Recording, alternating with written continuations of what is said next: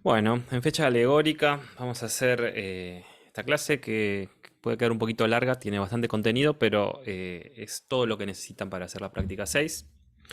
Así que vamos a arrancar con trabajo y energía. Bien. Nosotros ahora vamos a querer, si bien estudiamos cómo la cinemática y la dinámica, o sea, el movimiento y las causas del movimiento, ahora queremos analizar qué, cómo cada fuerza contribuye a ese movimiento a través de el desplazamiento, o sea, mientras la partícula va recorriendo una cierta trayectoria. ¿Sí? Nosotros hasta ahora nos hemos visto más en las cuestiones más instantáneas.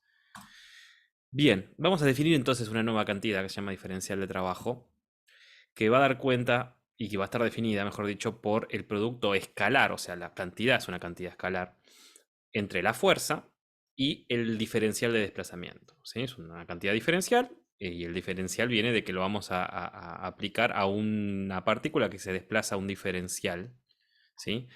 A lo largo de una curva que puede ser cualquier cosa, ¿sí? No, puede ser una curva que va a estar descrita, va a tener su expresión matemática, pero que puede ser cualquier tipo de curva. Vamos a ver que es importante la trayectoria en este caso.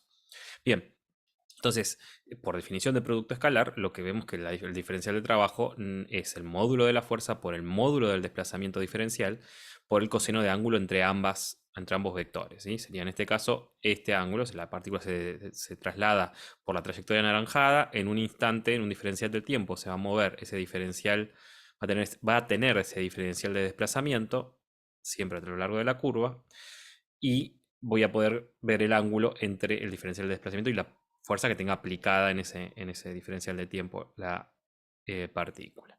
Fíjense que F coseno de teta en este caso entonces no es más que la dirección, perdón, la componente de la fuerza en la dirección del desplazamiento diferencial.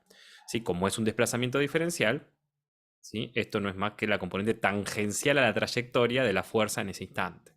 ¿Sí? Entonces podemos escribirlo así, podemos escribir al diferencial del trabajo como la parte de la fuerza que está apuntando en la dirección de la trayectoria, ¿sí? Por el diferencial de desplazamiento. Bien, por cómo lo definimos entonces, es una cantidad escalar, ya lo dijimos, ¿sí? Sale de un producto escalar y sus unidades no tienen más que ser de fuerza por distancia, porque estamos multiplicando a fin de cuentas una fuerza por un desplazamiento. ¿Sí? En el sistema internacional eso nos da una unidad nueva que vamos a llamar Joule, en honor a James Prescott Joule, que fue un cervecero, pero en sus tiempos libres estudiaba física, pero en pos de mejorar la producción en su fábrica, se puso a estudiar la relación entre el trabajo mecánico y el calor, y bueno, la pudo entender bastante bien, y eso fue un aporte fundamental al avance de la termodinámica.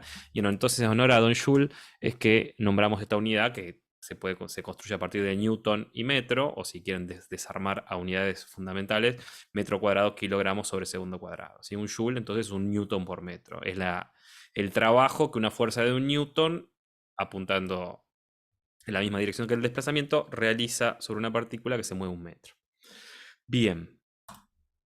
Entonces, por la definición de ser un producto escalar, ¿sí? Si tengo un desplazamiento, puedo tener una fuerza, el ángulo que la fuerza forma con la dirección del desplazamiento puede ser o bien menor a 90, menor a pi sobre 2, igual a pi sobre 2 o mayor a pi sobre 2. Si es menor a pi sobre 2, de nuevo, como esto es un producto escalar, y esto es el módulo de la fuerza, esto es el módulo del desplazamiento, el signo, las dos cosas son positivas, el signo va a estar dado por el coseno del ángulo. Entonces, si el ángulo es menor a pi sobre 2, el coseno es positivo, el trabajo es positivo, la fuerza aporta al movimiento. Si el ángulo es pi sobre 2, o sea, la fuerza es perpendicular al diferencial de desplazamiento, el trabajo da cero, esa fuerza no está aportando a ese desplazamiento. Y si el ángulo es mayor a pi sobre 2, la fuerza va en contra del desplazamiento, o la componente de la fuerza en esa dirección va en contra del desplazamiento, entonces el trabajo es negativo. Bien. Entonces, nosotros de nuevo queremos estudiar cómo afecta la fuerza esa a ese desplazamiento o cómo aporta a través de una trayectoria, que es una curva que puede ser tan complicada como uno quiera.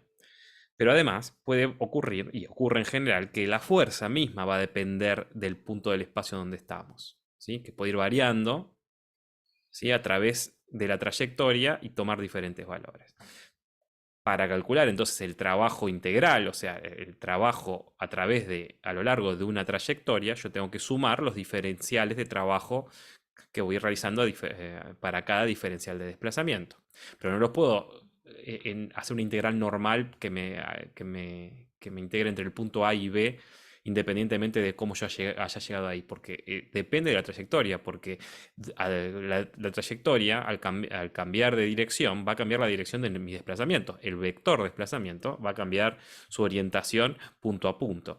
Y la fuerza puede también no solo cambiar de magnitud, sino de dirección punto a punto. Ya vamos a ver ejemplos, ¿sí? Entonces, para calcular este trabajo integral, yo voy a tener que hacer una integral de línea, lo que se llama una integral de línea, o sea, es una integral recorriendo puntos de una curva determinada, ¿sí? Que es la trayectoria. Entonces voy a integrar el diferencial del trabajo a lo largo de mi trayectoria gamma, en este caso le llame gamma. Y por eso se llama un integral de línea, no es una integral normal que me interesa solamente el punto final y el punto inicial. Va a estar, su resultado va a depender de la trayectoria. Eso que me dice entonces que en general el trabajo realizado por una fuerza entre dos puntos, por una fuerza sobre una partícula que se desplaza entre dos puntos, va a depender de la trayectoria. O sea, no va a ser lo mismo ir de A hasta B por esta trayectoria anaranjada que por otra distinta que vaya por acá arriba o por esta distinta que vaya por acá abajo. Entonces el trabajo va a depender de la trayectoria en general. Hay casos particulares en los que no, pero en general lo hace. Por eso esto es una integral de línea que va a dar distinto para cada trayectoria. Bien. Para esto es útil de definir los campos de fuerza, porque vamos a tener efectivamente fuerzas que dependan de la posición. ¿Sí? Con la fuerza de contacto es más difícil verlo, pero con las fuerzas a distancia es más claro definir un campo de fuerzas donde yo en cada punto del espacio voy a tener, si yo pongo mi partícula ahí, va a sufrir una fuerza determinada con dirección, sentido y módulo que va a estar dado justamente por ese campo. Es un campo vectorial, o sea, una función que le asigna a cada punto del espacio un vector fuerza.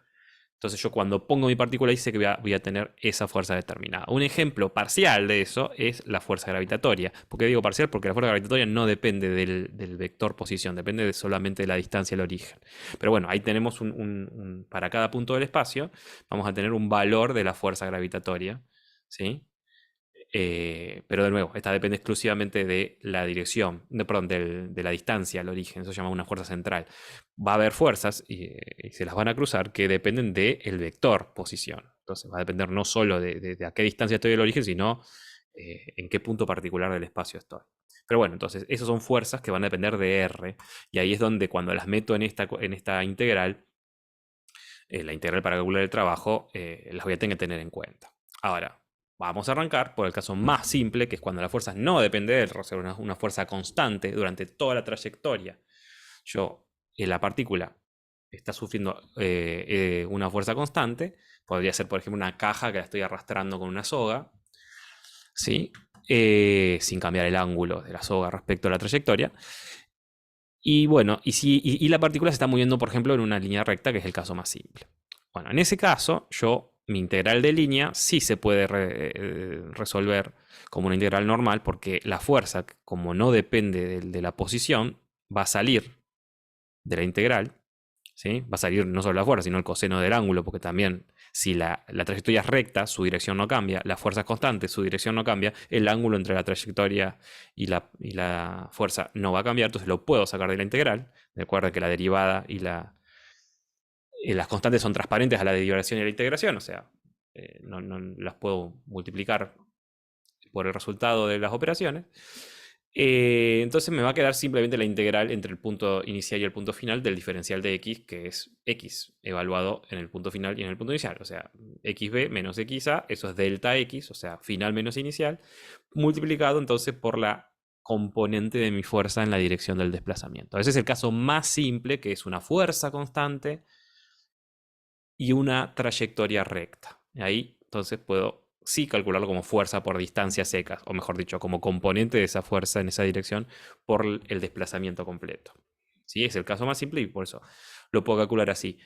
Si yo llego a invertir el sentido en el que recorro mi trayectoria, en vez de ir de A a B, voy de B a A, el ángulo pasa a ser el complementario, el suplementario, mejor dicho. Entonces el signo del mi coseno cambia y el trabajo entre B y A es el opuesto al trabajo entre A y B. ¿Sí? Eso sépanlo, no se duerman con... Recuerdan que depende de la trayectoria, ¿sí? El trabajo que estoy realizando. Bien, como fuerza simple que dependa de la posición, podemos ver entonces la fuerza elástica. Si yo tengo un resorte, si quieren, como muestro acá, un resorte atado a un cuerpo, yo muevo el cuerpo de manera que el resorte se estira, el resorte va a empezar a hacer una fuerza contraria a ese estiramiento, ¿sí?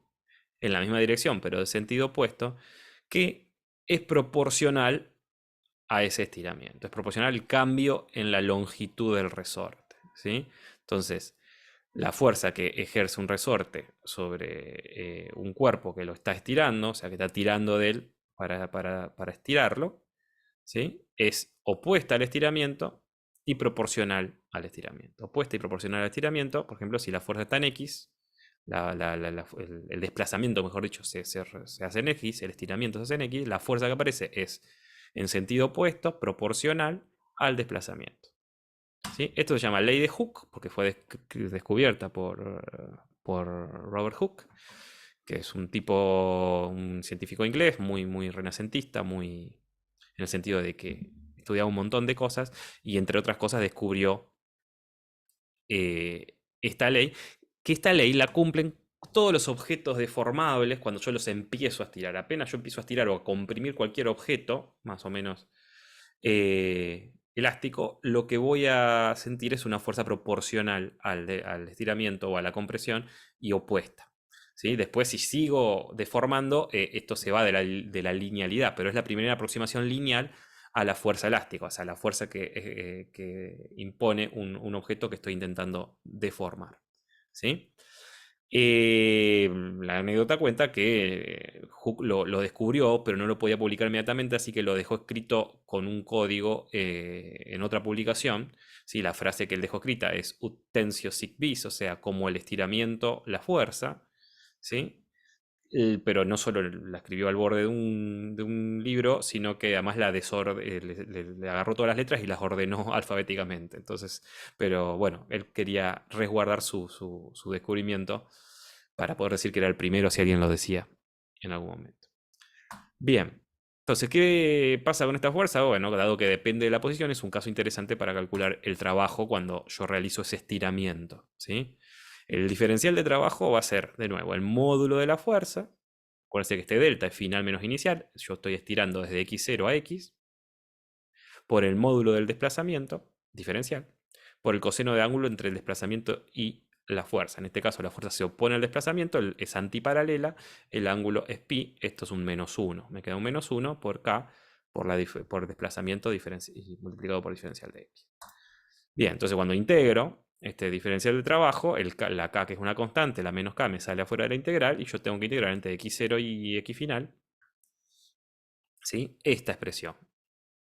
Como la derivada de la suma de las derivadas, la derivada de la resta de la derivada, la integral vale lo mismo. Entonces yo puedo desarmar esta integral en dos integrales, ¿sí? La integral de x, que es x cuadrado sobre 2, y la integral de diferencial de x, porque este x0 está multiplicando acá, sale como constante, que me da x. Si ustedes resuelven esto, sí que es lo que acabo de decir, las primitivas son las que acabo de mencionar, evalúan entre esos puntos, cada una como ley de Barrow, por resta, lo que le va a quedar, van a poder armar un binomio al cuadrado, que van a poder expresar entonces el trabajo total como menos k sobre 2 por x menos x0 al cuadrado. El binomio que les queda es este, y esto no es más que delta x. ¿Sí? Y este entonces es el trabajo negativo, porque se opone al desplazamiento de la fuerza que hace un resorte, la fuerza elástica que hace un resorte. Bueno, hasta acá los casos simples, pero puede pasar que la trayectoria sea más compleja que una recta Y en ese caso, si tengo movimiento en los dos ejes, siempre que sea una recta, yo voy a poder escribir voy a poder hacer coincidir un eje con esa recta y listo. Tengo un movimiento unidimensional, como hacíamos cuando aprendimos cinemática. Pero si no puedo hacer eso o no quiero hacer eso, voy a tener que escribir mi trayectoria de una manera particular para poder integrarla. Yo me estoy moviendo en una línea, ¿sí? Entonces, obviamente puedo estar moviéndome en dos dimensiones, pero no deja de ser una línea. Yo quiero escribir mi trayectoria, o sea, la trayectoria gamma, en función de un solo parámetro que cuando lo mueva, le cambie el valor, me diga cómo cambian mi coordenada X y mi coordenada Y o Y a lo largo de esta trayectoria. Entonces, yo lo que tengo que hacer para cada curva es escribir las coordenadas de los puntos que forman esa curva en función de un solo parámetro que es el que yo puedo después integrar. ¿Sí? Voy a integrar en una sola dimensión. Bueno, entonces quiero escribir mi vector, mi posición en función de un solo parámetro. Si yo logro hacer eso, ¿sí? Mi fuerza en función de la posición pasa a ser una fuerza en función de la posición que a su vez está en función del parámetro y mi diferencial de desplazamiento también va a estar en función del parámetro. El parámetro en general se llama t. En física muchas veces es efectivamente el tiempo, pero se llama t en general. ¿Sí? Podría ser otra cosa y vamos a ver algún ejemplo. Pero muchas veces sí, efectivamente es el tiempo. Entonces paso de integrar sobre la curva explícitamente a integrar entre los valores inicial y final de mi parámetro, que ya de por sí tienen cargada la información de cómo es la forma de la curva. Lo importante es que al diferencial de desplazamiento lo voy a tener que escribir como se escriben los diferenciales de cualquier función. ¿Sí? El diferencial de una función es la derivada de esa función respecto a la variable por el diferencial de la variable. ¿Qué estoy haciendo? Estoy diciendo que cuando me muevo muy poquito, mi función cambia linealmente. ¿Sí? Entonces cambia como la pendiente instantánea en ese punto por el desplazamiento que hago. ¿Sí? Estoy aproximando localmente por una recta y siempre yo puedo escribir esto. Esto es exacto. Puedo escribir el diferencial de mi función, un pequeño cambio en mi función como la derivada en ese punto por el cambio en la variable. Eso recuérdenlo porque lo vamos a hacer un montón en esta clase y en las que sigue. Bien. Si la curva entonces es una función, o sea, recuerden, la función tiene que ser monovaluada, todo lo que aprendieron en análisis, ahí siempre voy a poder parametrizar como con la variable independiente. ¿Sí? Yo siempre voy a poder escribir ahí el parámetro como la variable independiente. No siempre va a ser lo más conveniente, pero siempre lo voy a poder hacer. Entonces después voy a poder integrar directamente sobre esa cantidad, sobre la variable independiente, porque la otra depende de esa. ¿Sí? Entonces, por ejemplo, el caso más simple de una recta, ¿sí? Donde la variable dependiente y es igual al a por x más b, bueno, yo simplemente, y yo quiero recorrer esta recta, por ejemplo, en esa dirección, en ese sentido, mejor dicho, este es mi vector posición, lo voy a recorrer con mi vector posición, esta recta en ese sentido, de izquierda a derecha, bueno, yo puedo decir que mi parámetro es t, es el que voy a mover para correr a través de mi trayectoria, y que mi posición, mi coordenada y va a ser a por t más b, porque básicamente si t es igual a x, se sigue cumpliendo la ecuación.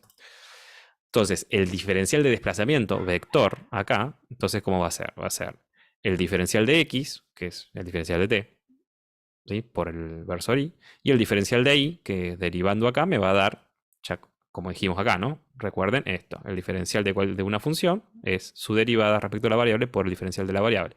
Entonces, en este caso, su derivada respecto a t es a por el diferencial de t. Entonces, me va a quedar que la coordenada x de mi vector desplazamiento diferencial es 1. O sea, el diferencial de x es 1. Y el diferencial de y es a.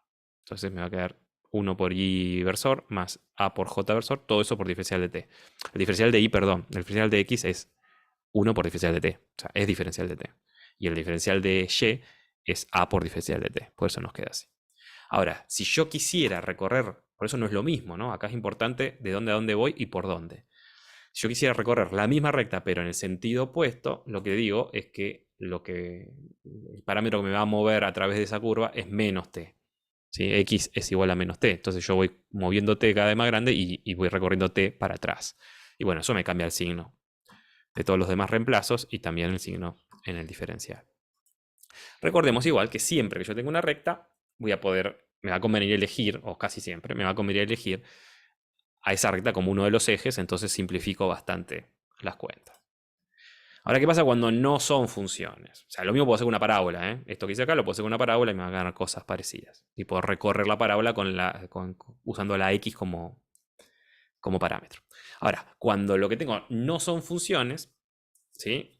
Por ejemplo, una circunferencia, una curva cerrada, donde no hay monovaluación, ahí voy a tener que ser más creativo a veces y siempre me va a convenir, tengo que pensar cuál es el mejor parámetro para yo resolver mi problema. Vamos con el caso más simple, entonces, que es una circunferencia. ¿Cómo me conviene recorrer una circunferencia? ¿Con qué parámetro? Yo podría despejar x en función de y a partir de esta ecuación. Al revés, y en función de x, a partir de esta ecuación y usar de parámetro x. Pero no me conviene porque es bastante complicado. Tengo una raíz, la raíz está bivaluada, es incómodo. Pero al ver dibujo nos queda bastante obvio que la mejor forma de recorrer esta curva es variando θ, porque r está fijo, ¿sí? El ángulo polar. Entonces, si yo escribo x en función de θ, como r coseno de θ, e y en función de θ, como r seno de θ, cosa que ya hicimos cuando hicimos movimiento circular, mi diferencial de desplazamiento me va a quedar el versor y por el diferencial de x, que me da esto, ya lo habíamos hecho, y el versor j por el diferencial de y, que me da esto, ¿sí? Y ahora puedo usar esto para recorrer mi curva. Vamos a hacer el ejemplo, y este ejemplo es lo más complicado que van a tener en esta práctica. Si no se asusten por la parametrización, porque en general o no tienen que parametrizar, o ya está parametrizado, o la parametrización es muy simple, ¿sí? Este es el más complicado que van a tener, así que no se asusten por esto, pero bueno, se los explico igual para que les quede. ¿Sí? Tengo una partícula que recorre una circunferencia desde el punto A de la circunferencia al punto B, ¿sí? Y está sometida a una fuerza que tiene esta pinta. Fíjense cómo es la fuerza. Es siempre vertical, ¿sí? Tiene solo componente J en Y, pero su magnitud, su módulo, cambia con X, ¿sí? Cuando me voy moviendo por acá, ¿sí? La fuerza siempre apunta hacia abajo, si quieren, pero la magnitud de la fuerza va a ser proporcional a X, a la coordenada X del punto. ¿Sí? Cuando, por ejemplo, estuviéramos en sistema internacional, cuando me muevo un metro, cuando estoy en X igual a un metro, la fuerza va a ser de 1 newton. Eso porque tiene que tener algunas unidades acá, ¿no? Esto no lo estamos poniendo. ¿Sí? Cuando estoy en X igual a 2 metros, va a ser 2 newton y así. Bueno, entonces yo quiero recalcular el trabajo de esta fuerza a lo largo de esta trayectoria, desde el punto A hasta el punto B. Me conviene parametrizarla con θ. Escribo x de θ, escribo y de θ, ya lo habíamos escrito, y también voy a tener que parametrizar la fuerza, que depende de r, ¿no? X de θ y de θ me da este diferencial de desplazamiento, ya lo habíamos escrito, y f de θ, tengo que escribir f en función de θ, porque la quiero meter en la misma integral y integrar en θ, ¿sí? Voy a reemplazar x por su expresión en θ, nada más, r coseno de θ. Bien, entonces lo que calculo primero es el diferencial de trabajo, que es el módulo de f. Perdón, mejor dicho, acá no lo voy a calcular como módulo por coseno, sino que lo voy a calcular de la otra forma de calcular el producto escalar, que es multiplicando componente por componente y sumando. ¿Sí? Entonces, f escalar de r es la componente x de f por la componente x de diferencial r, la componente x de f es 0, así que eso me da 0, más la componente y de f, que es el r coseno de θ, por la componente y de diferencial de r, que en este caso también es r coseno de θ, entonces lo que me va a quedar, este diferencial de trabajo, es r cuadrado coseno de θ cuadrado diferencial de θ. Entonces ahora sí, teniendo la expresión del diferencial de trabajo, lo integro entre los dos valores extremos de mi parámetro, el θ que corresponde al punto A y el θ que corresponde al punto B. ¿Sí? Y me queda esta linda integral que tiene algún par de truquitos para ser resuelta. ¿Sí? Se lo voy a dejar para que se los muestren en la práctica. Pero nada, la física llegó hasta acá. Llegué. Después lo único que tengo que hacer es resolver esta integral, que no es complicada. Se resuelve con una integral con una identidad trigonométrica y una sustitución, pero nada. Si ya lo saben hacer, lo hacen, y si no, se los explican en la práctica. Bien. Ahora, ¿qué pasa si estudiamos cómo es el trabajo que realiza la resultante de toda la fuerza sobre una partícula? ¿Sí? Vamos a tratar de calcular eso y vemos qué nos da. Bueno, la resultante por definición es la suma de toda la fuerza sobre una partícula, y por segunda ley de Newton, si estoy en un sistema inercial, eso tiene que ser igual a la masa por la aceleración de la partícula. ¿Sí? Entonces, el producto de esa resultante por el diferencial, escalar, el diferencial de desplazamiento, es el producto de m por la aceleración por el diferencial de desplazamiento, ¿no? Lo único que hice fue multiplicar, acá me faltó el puntito, a los dos lados del igual por diferencial de r, ¿sí? Producto escalar. Bien, ahora yo de nuevo voy a escribir el diferencial de r como el diferencial de cualquier función, como la derivada respecto al tiempo por el diferencial de tiempo, ¿sí? Eso, recuérdenlo, insisto, lo vamos a usar mucho en toda la carrera. Pero el diferencial de r de t no es más que la velocidad, ¿sí? Entonces, yo puedo escribir el diferencial de trabajo, que es esto, como m por la aceleración por diferencial de r, que en este caso lo puedo escribir como velocidad por diferencial de tiempo, ¿sí? Entonces tengo esta expresión para mi diferencial de trabajo. Y ahora toca integrar, ¿sí? Pero bueno, yo no sé explícitamente la expresión de b en función de t, como para poder integrar. Pero fíjense, si yo calculo la derivada en función del tiempo de esta expresión, b cuadrado sobre 2, ¿sí?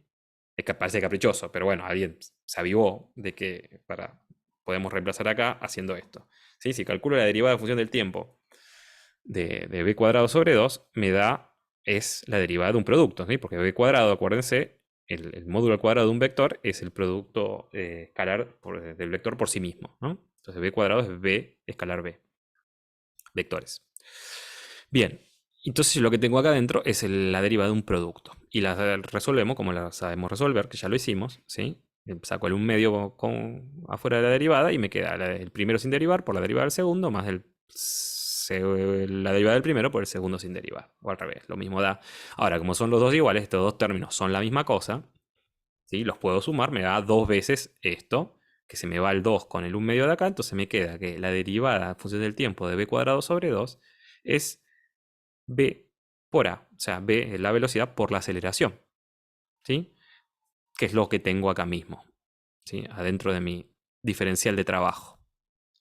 Entonces, si mi diferencial de trabajo es m por la aceleración por la velocidad diferencial del tiempo y la velocidad por la aceleración es igual a la derivada temporal de b cuadrado sobre 2, meto esto acá adentro, entonces me queda, y ahora lo puedo integrar en función del tiempo, el trabajo entre el tiempo inicial y el final, me va a quedar la derivada en función del tiempo, m, que sale afuera como una constante, por la derivada en función del tiempo de b cuadrado sobre 2.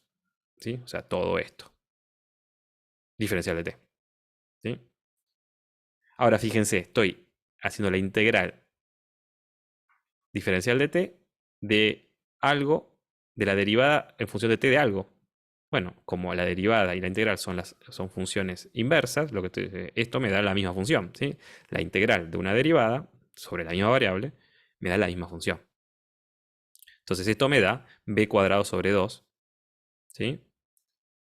Y solo ahora lo tengo que evaluar entre el tiempo inicial y el tiempo final, ¿sí? Entonces eso no me va a dar final menos inicial y eso no es más que la variación de b cuadrado, ¿sí? Entonces me queda que el trabajo de la resultante es la masa sobre 2 por la variación de b cuadrado.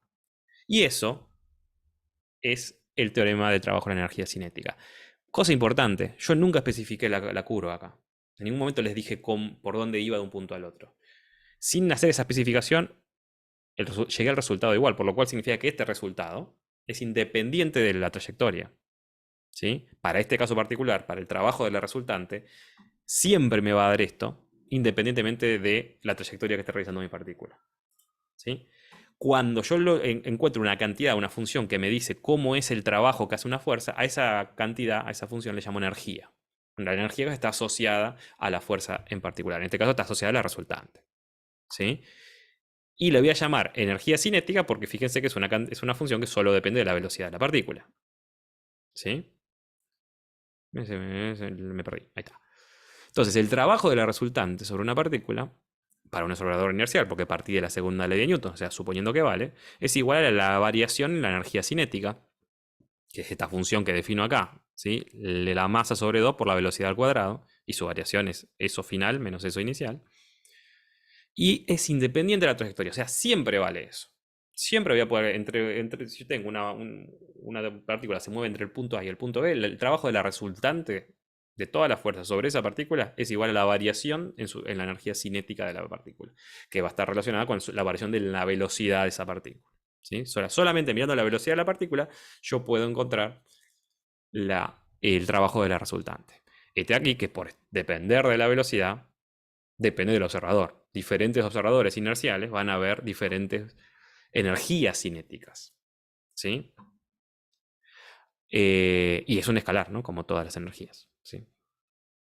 Y además es definido positivo, porque la masa positiva, y esto es un vector al cuadrado, en el módulo al cuadrado de un vector sí o sí es positivo. Entonces, como dijimos, vamos a llamar energía a cualquier función, a toda función, mejor dicho, que sea igual al trabajo de alguna fuerza. Vamos a ver que van a aparecer otras energías cuando vamos a calcular el trabajo de otras fuerzas particulares en las siguientes clases. Bien, ¿y cómo uso esto? Bueno, piensen que tenemos este problema. Viene un auto a una velocidad V0, clava los frenos sin ABS, las ruedas se bloquean y desliza una distancia delta X hasta que se frena. Bien. Entonces vamos a ver de acá, si nos preguntan, por ejemplo, el coeficiente de roce.